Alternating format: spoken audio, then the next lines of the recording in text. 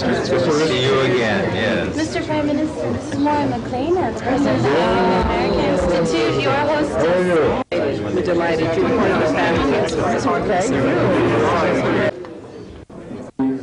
You're all invited to go home towards the north part of the hall, get a drink, and feel very free. It's very informal. The Prime Minister and person in the hall. So please feel at home in Cameroon. You're all welcome to Cameroon here. And I'd like to show you that the synergy between Cameroon and the United States is a natural one. Yes. I got into this country in 1983 with a doctorate degree from the University of Birmingham in England. And I was a pioneer of the VSAT technology. And those satellite dishes are now implemented around the world. So it was a cooperation between the Cameroon intellect and U.S. entrepreneur spirit. Yes. In 1988, I was invited by the CTIA to sit on the panel drafting the standard for digital cellular technology. So if you all have an American standard CDMA cell phone, Cameroon intellect is there a little bit with American entrepreneurship. Yes.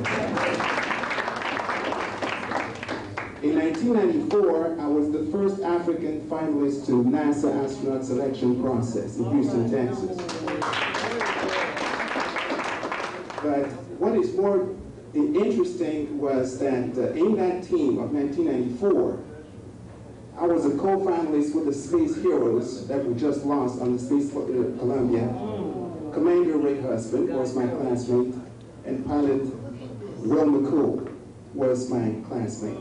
Again, it shows a synergy between Cameroon intellect and American entrepreneurship. Yes. So I really thank you all for organizing this opportunity and encourage you to bond that relationship. Yes. It is not, Africa and the United States are not mutually exclusive, they're actually very complementary. Thank you very much.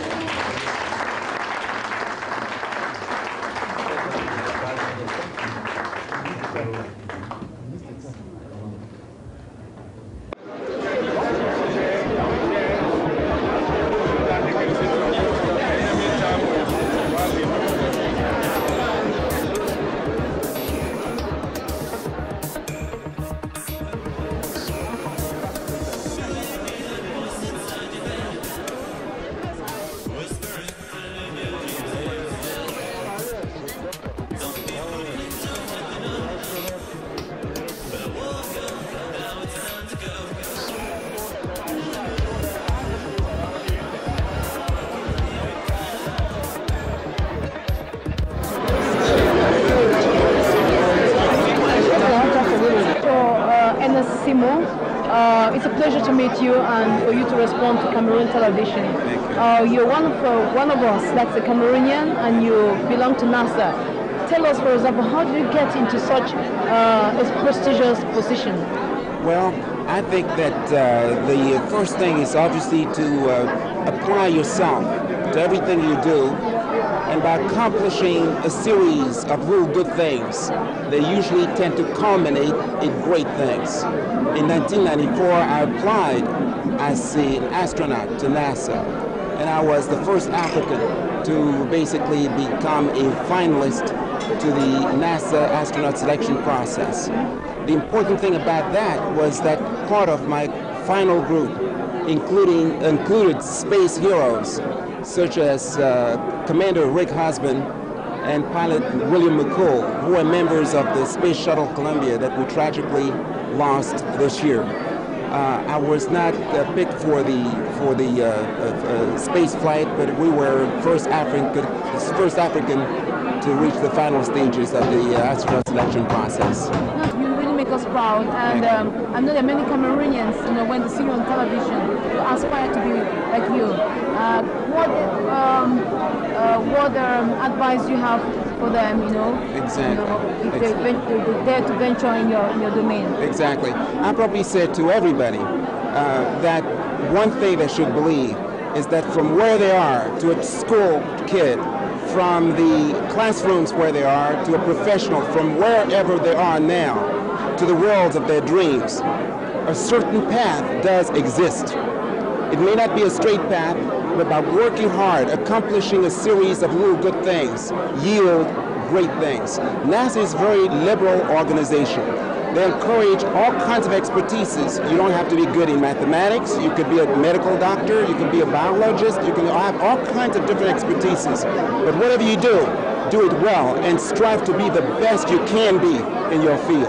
And that's really the message that I'll basically deliver out there to everyone out there aspiring to achieve anything in life.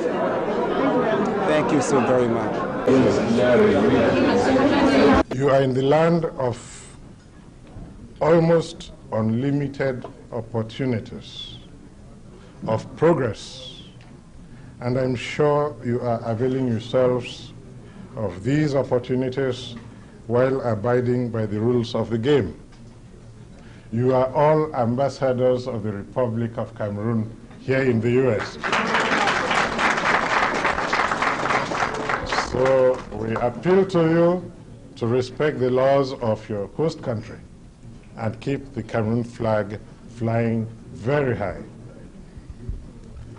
If there is any request or wish I'd like to make to you all Cameroonians present here today, it is this one, that you should always remember that whatever problems we may have back at home, and problems there always will be in any country, with the goodwill and a high sense of patriotism of all of us, from top to bottom, in and out of the country, and especially with God's help, we shall overcome.